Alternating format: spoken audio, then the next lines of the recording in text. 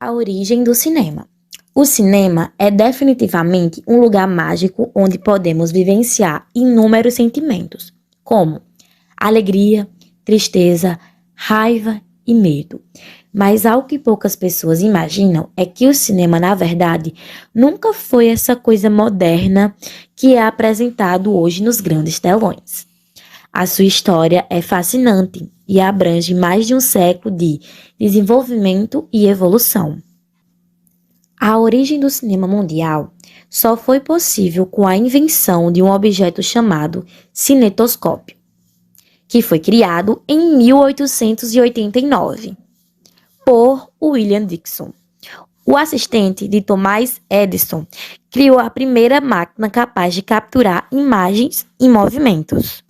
Os inventos posteriores foram aprimorando essa máquina e moldando o que conhecemos como cinema. Aliás, a própria origem do cinema vem a explicar isso. Afinal, cinema é a abreviação de cinematógrafo. Cine vem do grego e significa movimento e o sufixo agrafo aqui significa gravar. Assim temos o movimento gravado. O cinetoscópio, no entanto, não era capaz de projetar imagens. O espectador tinha de observar as imagens por meio de uma lente que dava para uma câmera escura do aparelho, onde eram projetadas as imagens. Foi só a partir de 1895 que os irmãos passaram a fazer várias exibições cinematográficas para apresentar seu invento. Eram sessões curtas, com pequenas produções, mas que despertavam bastante interesse. Assim, numa sala escura, foram projetados 10 filmes de curta duração, como a chegada do trem à estação de La Ciotat ou a saída dos operários da fábrica. Inicialmente, os filmes, assim como as fotografias, os curtas, representavam apenas registros de fatos do cotidiano. Mas foi nas primeiras décadas do século XX que o cinema firmou-se enquanto arte. O cinema era visto apenas para fins documentais e para registrar, através de uma câmera estática, algo que estava acontecendo diante da lente. Seria o que se chama de teatro filmado. No entanto, dois pioneiros vão utilizar as câmeras para contar histórias, criar técnicas e narrativas que somente seriam possíveis com este aparelho. Destacamos dois percussores do cinema narrativo, Alice Guy Blaché e Georges Méliès. A primeira pessoa a explorar a via narrativa do cinema foi a francesa Alice Guy Blaché. Autora de quase 1000 obras, ela fez o primeiro filme baseado num conto popular, A Fada dos Repolhos, lançado em 1896. Alice trabalhava como secretária na fábrica e produtora de cinema Gaumont, quando os irmãos Lumière foram fazer uma demonstração do seu recente invento. Encantada com o aparelho, Alice Guy começou a experimentar filmar com dupla exposição, atrasar ou apresentar a velocidade da câmera a fim de conseguir efeitos interessantes para narrar suas histórias. Ela ainda seria a primeira a usar cores e som nos seus filmes. Nascida em Paris em 1861, Georges Méliès comandava seu próprio teatro na capital francesa e foi convidada pelos irmãos Lumière para assistir à exibição do cinematográfico em 1895. Lumière queria usar o aparelho nos seus espetáculos, mas os irmãos não venderam. De qualquer maneira, ele comprou uma máquina semelhante e começou a escrever roteiros e atuar. Aperfeiçoou os truques próprios do teatro e do ilusionismo para o cinema, e assim alcançou grande sucesso. Seu maior êxito foi o filme Viagem à Lua, de 1902, onde adaptou a célebre da obra de Júlio Verne para o cinema. Por suas inovações, melhor reconhecido como pai dos efeitos especiais, não podemos deixar de mencionar as inúmeras fases do cinema. Destacamos as principais. Era do cinema mudo, 1890-1920. Os primeiros filmes eram silenciosos e em preto e branco. Dentre os pioneiros do cinema estavam os irmãos Lumière, Georges Méliès e Griffith. Era do cinema clássico, 1920 e 1950. Nessa época, o cinema passou a utilizar o som e a cores. Surgiram os grandes estúdios Hollywood. Os nomes como Charlie Chaplin, Alfred e Orson Welles se destacaram. Era do cinema moderno, 1950 a 1970.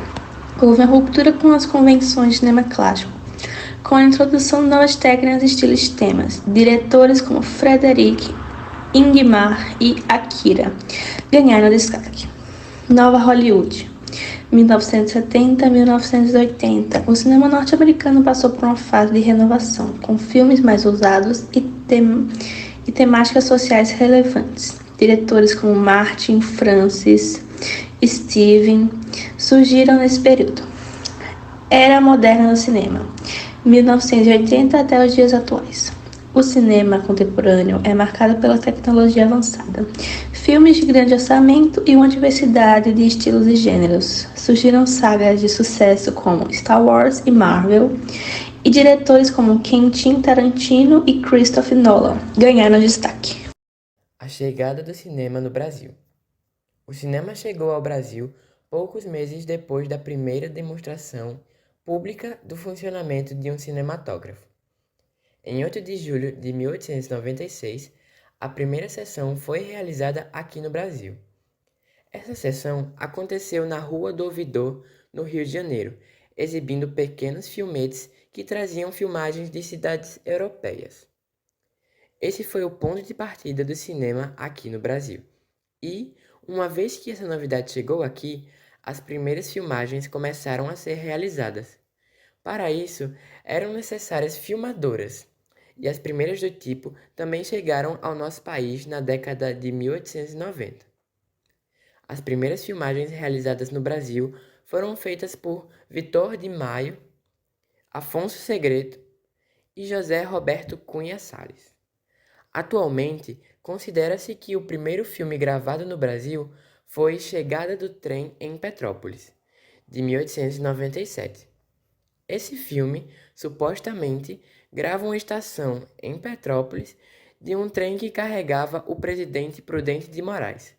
Muitos questionam a legitimidade dessa filmagem, alegando que ela pode não ter sido gravada aqui, mas sim na Europa. Outra filmagem muito importante foi realizada por Afonso Segreto quando ele retornava de viagem da Europa em 1898. Afonso Segreto era o responsável pela aquisição de filmes para exibição em um cinema do Rio de Janeiro.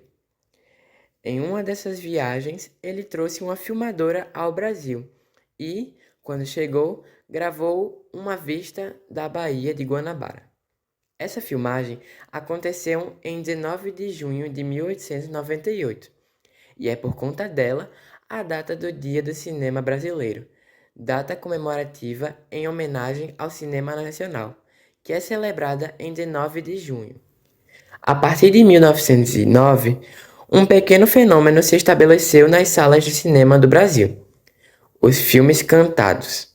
Nessa época, os filmes eram mudos, e os donos de salas de cinema, pensando em tornar seu negócio mais atrativo, passaram a contratar atores e cantores para dublar os filmes ao vivo. Essa prática atraiu pessoas para os cinemas de São Paulo e Rio de Janeiro na época. A partir da década de 1910, o cinema nacional começou a sofrer com a concorrência do cinema estrangeiro, sobretudo dos filmes produzidos em Hollywood. A invasão dos filmes estrangeiros no cinema nacional se acentuou depois da Primeira Guerra Mundial, quando os Estados Unidos passaram por um forte crescimento econômico. A partir do final da década de 50, uma corrente cinematográfica se estabeleceu em nosso país e se tornou uma das mais importantes de nosso cinema: o cinema novo. Essa corrente era altamente politizada e realizava críticas ao estado do cinema brasileiro, fortemente influenciado pelo cinema norte-americano. Além disso, as produções do cinema novo procuravam denunciar a pobreza da população brasileira, criticando gargalos de nossa sociedade, como a desigualdade. As obras do cinema novo também se conectavam com ideias que procuravam promover a defesa da classe trabalhadora, e toda denúncia que essa corrente fez da situação do país ficou conhecida como estética da fome. Com o início da ditadura militar, as obras do cinema novo foram alvo da censura e os militares procuravam investir em obras não politizadas. A censura do período permitiu que as pornochanchadas se tornassem o principal gênero do cinema nacional. Esse gênero misturava obras dramáticas com cenas humorísticas e eróticas. Outra corrente que foi fortemente influenciada pelo contexto da ditadura foi o cinema marginal ou Udgrude. Dentro dessa corrente havia filmes de diferentes gêneros e ela reforçava algumas das características do cinema novo, como a denúncia das desigualdades sociais de nosso país. Grande parte das obras dessa corrente foi barrada pela censura.